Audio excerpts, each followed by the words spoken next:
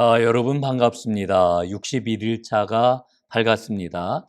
오늘은 에스겔 25장부터 39장까지 말씀을 읽겠습니다.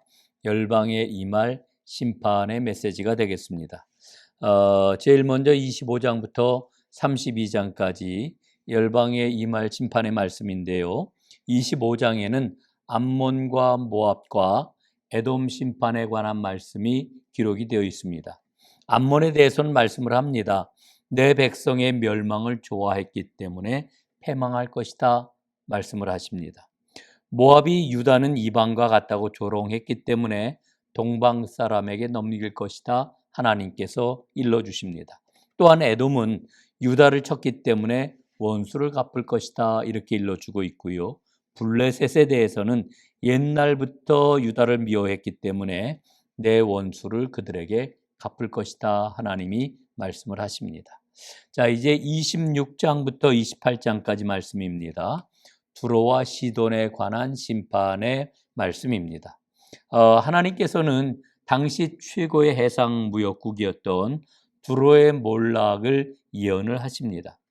예루살렘의 몰락을 자신의 이익으로 두로는 계산을 했습니다. 그런데 하나님께서는 그들의 악한 계산을 잊지 아니하십니다. 그래서 두로에 대한 예언을 지금 일러주고 있는 겁니다. 여러 민족이 두로를 치려고 밀려와서 두로를 치게 될 것이다 하나님 말씀하고 있고요.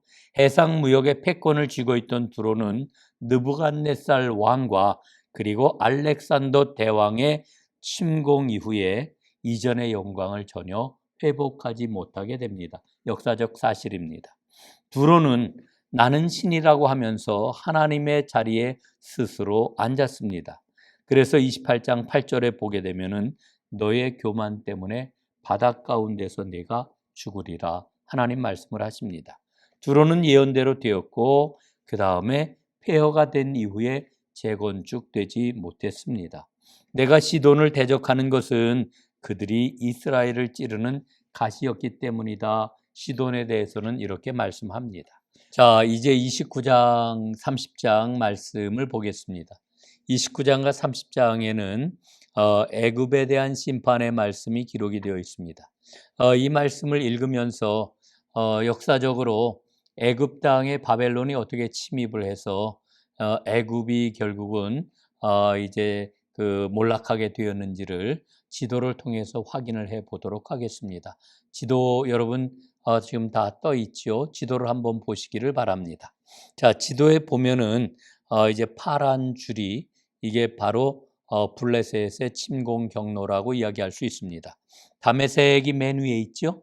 이 다메섹 위쪽으로는 하란이 있고 그 오른쪽으로다 이제 바벨론이 있었던 곳입니다. 그 바벨론에서부터 쭉 다메섹을 거쳐 이제 바벨론 군대가 침략을 해 내려오는데 유다를 거쳐서 예루살렘을 지나 믹돌이라고 하는 거 보이시죠? 믹돌을 이제 거치게 됩니다. 그 다음에 비베셋을 거쳐 노브를 지나서 상부 상부 애굽이라고 이야기를 할 수 있는 수에네까지 가게 됩니다. 그리고 옙 땅에까지 이르게 되는데 이 애굽 전역이 바벨론에게 완전히 노략을 당하였다라고 하는 것을 보여주는 그런 지도가 되겠습니다.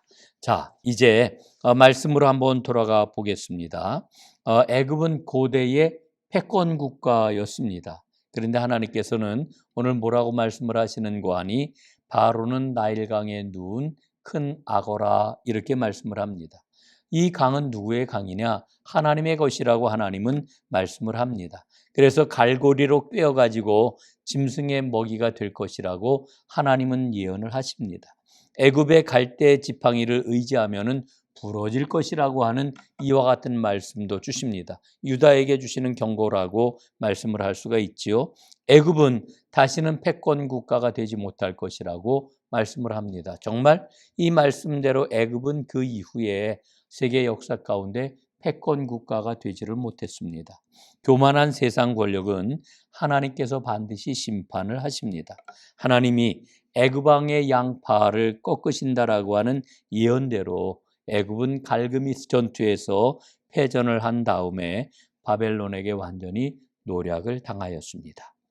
자, 이제 31장, 32장 말씀을 보겠는데요. 여기에는 애굽왕에 대한 그런 그 비유의 말씀이 기록이 되어 있습니다. 11년 3월 1일에 에스겔은 애굽왕이 바벨론같이 아름드리 나무였다가 그만 바로가 스올에 떨어지는 아스루와 같게 되었다, 이렇게 예언을 하고 있습니다. 에스겔은 바로에 대한 애가를 부르면서 큰 악어를 그물로 끌어올리신다라고 하는 그런 예언도 하고 있지요. 그리고 바로는 스올에서 열국의 강자들을 보게 될 것이라고 하는 그의 비참한 말로를 예언하고 있는 것을 보게 됩니다. 자, 이제 오늘 말씀의 큰 두 번째입니다. 이스라엘은 회복될 것이다 라고 하는 이 말씀이 33장부터 39장까지 기록이 되어 있습니다. 먼저 33장에서는 파수꾼에 관한 말씀을 주고 있습니다. 에스겔은 누구냐? 이스라엘의 파수꾼이라고 말씀을 합니다. 파수꾼이 나팔을 불어도 피하지 않으면은 이 파수꾼의 나팔 소리를 들은 사람의 책임이지만 나팔을 불지 않으면은 그것은 파수꾼의 죄다, 이렇게 말씀을 합니다. 에스겔은 이스라엘 족속에게 경고를 해야만 했습니다. 백성들은 어차피 우리는 죄로 죽는다 이러면서 운명론에 빠져 있었습니다. 그러나 그들은 선지자의 말을 유행가처럼 여기고 있었다라고 하는 것을 지적을 합니다. 그냥 흘러가는 그런 이야기, 똑같은 이야기, 이렇게 생각을 했던 거지요. 하나님은 간절하게 말씀을 하십니다. 나는 악인이 죽는 것을 기뻐하지 않는다. 이스라엘이 악한 길을 떠나서 돌이켜야 된다. 이렇게 안타깝게 말씀을 하고 있는 겁니다. 자, 34장으로 넘어가겠습니다. 이 34장에서는 참 목자에 대한 말씀을 주고 있습니다. 친히 양의 목자가 되실 메시아를 예언하고 있습니다. 이스라엘 목자들, 지금까지 목자의 역할을 했던 사람들에 대한 화 있을진저 하는 그러한 그 심판의 메시지가 되겠습니다. 이들은 왜 이렇게 화를 당할 수밖에 없느냐? 양떼를 먹이지 않고 잡아 먹었기 때문에 그렇습니다. 양떼를 고치지 않고 포악으로 행하였기 때문에 그렇습니다. 양떼를 유리하고 들짐승의 밥이 되게 했기 때문에 그렇습니다. 이제 친히 하나님이 양떼의 목자가 되실 것이라고 말씀합니다. 염소 같은 거짓 목자들을 멸하시고 내 종 다윗 메시아를 세울 것이다, 이렇게까지 말씀을 합니다. 이제 35장 말씀입니다. 에돔 심판의 말씀입니다. 에돔이 바벨론과 동맹을 맺어서 예루살렘 함락을 도왔기 때문에 에돔은 심판받을 거라고 말씀하고 있는 거죠. 세일산에는 피가 따를 것이고 이는 하나님의 기업인 남유다와 북이스라엘을 넘봤기 때문이다, 이렇게 말씀해 주고 있습니다. 자, 36장 매우 중요한 말씀이죠. 새 영과 새 마음을 주리라 말씀을 합니다. 유다의 멸망으로 하나님의 거룩한 이름이 더러워졌습니다. 그러나 남은 자들을 통하여서 그 이름을 아꼈다고 하나님은 말씀을 하십니다. 이제 성령을 통해 가지고 하나님께서는 그 마음을 새 마음으로 다 주실 것이다, 이렇게 일러주고 있는 것입니다. 그래서 하나님은 하나님의 꿈이 무엇인지를 밝히 일러주고 계시는데요. 그 꿈이 무엇입니까? 너희는 내 백성이 되고 나는 너희의 하나님이 되리라, 28절에서 일러주고 있죠. 이 말씀은 메시아가 이루실 완전한 회복을 예언하는 그런 말씀이 되겠습니다. 자, 이제 37장입니다. 에스겔 골짜기의 환상입니다. 그 유명한 에스겔 골짜기의 그런 그 환상을 우리가 만나게 되는데요. 여호와의 권능 성령이 이 에스겔 골짜기, 마른 뼈의 골짜기에 임하게 됩니다. 마른 뼈가 지면에 가득한 골짜기를 이제 에스겔이 보지 않습니까? 하나님이 에스겔에게 말씀을 하십니다. 인자야, 이 뼈들이 살 수 있겠느냐? 그리고 인자야, 너는 생기를 향하여 태어나라, 이렇게 하나님이 말씀을 합니다. 그래서 그렇게 말씀대로 행하였을 때 이들은 살아나서 지극히 큰 군대가 되었습니다. 이 하나님의 꿈입니다. 자, 그리고 하나님께서는 남북왕국의 통일을 뜻하는 두 개의 막대기를 취하라고 하십니다. 그리고 하나가 되게 하라고 말씀을 하시지요. 그리고 마침내 내 종 다윗이 다스릴 것이다. 메시아 예언을 이제 들려주십니다. 메시아가 이루실 완전한 구원의 환상을 보여주고 있는 그런 장면이 되겠습니다. 자, 이제 38장, 39장 말씀인데 조금 어려운 말씀이기도 해요. 마곡 심판에 관한 말씀이 되겠습니다. 마곡의 왕, 마곡은 누굴까? 창세기 10장 2절에 이 마곡의 왕이 나옵니다. 역사를 살펴보게 되면은 리디아 최고의 왕이었던 가게스를 가리키는 것으로 생각할 수가 있습니다.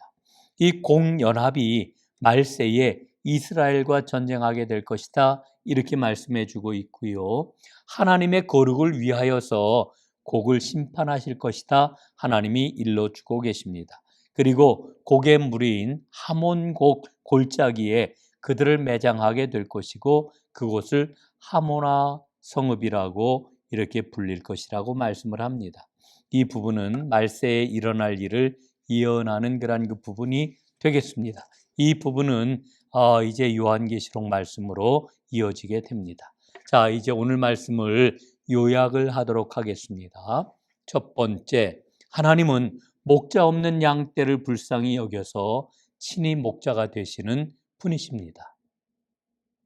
두 번째, 하나님은 당신의 거룩한 이름을 위하여 새 영을 부어주시는 분이십니다. 세 번째, 하나님은 완전히 죽은 뼈들도 살리시는 분, 자기 백성을 반드시 살리시는 분이시다. 이것을 우리에게 일러주고 있습니다. 자, 오늘도 하나님의 말씀을 읽고 함께 말씀 속을 달리는 여러분들 응원하고 축복합니다. 하나님께서 말씀 가운데 여러분에게 약속하신 모든 복이 임하기를 바라겠습니다. 감사합니다. 주님의 이름으로 축복합니다.